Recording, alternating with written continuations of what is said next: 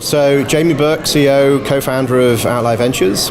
Been investing in the blockchain space for about 4 years. Originally I came from change management and digital innovation, working with large multinationals and corporates. And 4 years ago became convinced that blockchain and decentralized technologies represented the next phase of the web. So basically about 2 years ago, we'd spoken to over 1,500 blockchain startups at the time. This was kind of prior to a lot of the explosion in tokens that happened beginning part of this year. And we started to see a trend happening where companies that weren't necessarily from the blockchain space were coming along and thinking about how they could apply distributed ledger technology to their particular use case. And so that was IoT companies, it was AI companies, it's 3D printing companies that had fundamental challenges with infrastructure that would enable them to scale and scale securely. So we started to see that these companies were looking to leverage these technologies, and that became very interesting for us because we've always felt that the ledger layer should be close to the point of free. So a lot of these startups at the time that were trying to build proprietary business models, charging rent to use distributed ledger technologies, we thought was unsustainable, that ultimately it'd be a race to zero. So we started to see that the blockchain technology itself was kind of more of a commodity layer, and it was about what it would enable on top of that. And so some of the most interesting use cases were things like combining distributed ledger technology with things like AI, which are kind of almost perfect bedfellows if you think about it. What does AI need? It needs lots of standardized data sets. So we wrote a white paper called Convergence, which was exploring this trend. How could DLT, tokens, smart contracts be leveraged by other deep technologies? And so that kind of became the thesis of Outlier, and is where we kind of focus our investments. So IOTA is a good example of that. IOTA looked at blockchain technologies and thought, well, how could this be customized or slightly refined to enable a new infrastructure for the scaling of IoT and industrial IoT in a way that Ethereum wasn't able to kind of secure machine-to-machine micropayments and stuff like that. So IOTA is a really good illustrative example of convergence, but we're also investing in things like Botanic. Botanic is looking at leveraging distributed ledgers and tokens for the bot market. So, how can you have contributors that build various component parts for bots, which is increasingly becoming the way that we will interface with the internet and the web.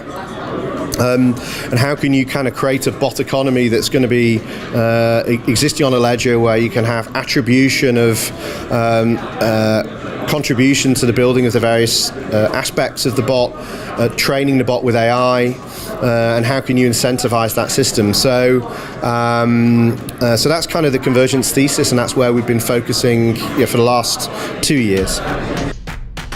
So I think it's an interesting inflection point for the crypto community. So to date, the crypto community has primarily been driven by ultra-libertarians who want to kind of get rid of the state. In their ideal world, they'd build a seastead somewhere and they can kind of do whatever they want and effectively avoid tax, and they're going to leave a lot of people behind. I'm also seeing an interesting other communities like the platform co-op movement, for example, which are much more socially orientated and are looking at kind of new models which they refer to as post-capitalist. So post-capitalist models, which is again largely around this mutualization that I was talking about, mutualization of value. And so I think what's critical now is that it's okay if you have this libertarian branch exploring new forms of governance and structure and what have you. But I think it's important that we have other kind of socioeconomic experiments from communities that might be more socially orientated. And I think that's what's most exciting about where we're at with cryptocurrencies and tokens, is that this, in theory, should lead to a Cambrian explosion of experimentation in socioeconomic systems. Because in theory, anybody has a money printing press, right? If you think about the last major revolution, it was the printing press that led to the Reformation. I think it also led to a 100-year religious war as well, so there's pros and cons to both sides. But at that point, it was previously the Catholic Church controlled literature, and then all of a sudden, the average Joe can print a book and disseminate and distribute it. I think this is as revolutionary now. Anybody anywhere in the world can create their own currency to power their own digital economy, and they can configure it to whatever dimensions they want, to serve whatever agenda they want. And so I'm hopeful, as an optimist, that experimentation is going to see lots of different examples of how we can live and organize. And the beautiful thing about it is we'll be able to kind of quantify how they perform. And so if you imagine that it's kind of, monkeys with typewriters, right? If there's enough monkeys printing their own tokens, eventually we're gonna find a system or a kind of spectrum of systems that we can kind of opt into. Because the most exciting thing about, when you think as an investor now, we're not investing in companies anymore. We're investing in communities to realize digital economies. And the power of tokens combined with distributed ledgers is that we can hard code monetary and fiscal policy into these systems, so they can behave, in theory, rationally. So you think about the greatest challenge for an economist is they assume rationality on a market that's totally irrational because it involves messy people who make messy decisions. But here we can actually hard code rules into the system that incentivize or disincentivize certain behaviors. And so I think that holds lots of promise. At the same time, that means that the Chinese government or the Indian government or whatever it may be can also hard code principles and models into a digital economy as well. So, for example, if you wanted to pursue a cashless society, well, you've now got the greatest tool set in the world to create a cashless society where every transaction is recorded and has to pay tax, which you could say is a good thing. Or you could say, well, all of a sudden that's incredibly intrusive. So I think if we've learned anything from Web 2, when Web 2 happened, we all got very excited because we have social media and peer-to-peer environments where we can bypass mainstream media. One of the downsides, so that led to the Arab Spring and all this wonderful stuff. The downside is that we removed journalists who were a truth filter. And so now we're in an environment of false news, fake news.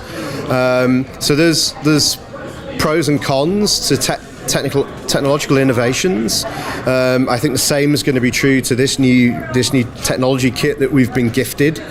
It's going to serve different agendas. So I think the important thing is that those of us that might be more socially orientated begin to kind of pioneer some different structures.